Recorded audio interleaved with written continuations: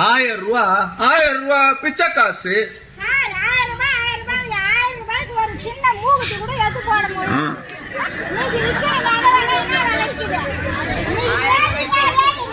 உட்காரு பாரு. ஆத்தாவுக்கு என்ன ஆசைன்னா 10 பவுன்ல 1000 ரூபாய்க்கு நகை கொடுத்தா தான் 1000 ரூபாய் மதிப்பேங்க. நான் ஒரு விஷயம் சொல்லட்டுமா? உங்க பேர் என்ன? மாலதி. மாலதி அம்மாவுக்கு 1000 ரூபாய் வருதா?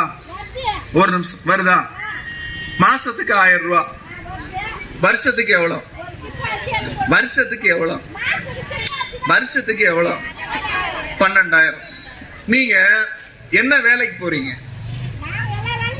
என்ன வேலைக்கு போறீங்க? மாசம் எவ்வளவு சம்பாதிக்கிறீங்க? ஒரு நாளைக்கு 300 ரூபாய் அவங்க சம்பாதிக்கிறாங்க. ஒரு நாளைக்கு 300 ரூபாய். 30 நாளைக்கு எவ்வளவு? 9,000 ரூபாய். 9,000 ரூபாய் நீங்க சம்பாதிக்கிறீங்க இல்லையா? ஆமா தானே? ஏன்னா 1000 ரூபாயில வந்து ஸ்லாப் இருக்கு, இவ்வளவுதான் வருமானம் இருக்கணும்னு. நீங்க தான் சொல்றீங்க 9,000 ரூபாய் சம்பாதிக்கிறேன். நாளைக்கு நிப்பாட்டினா என்னைய கேட்க கூடாது.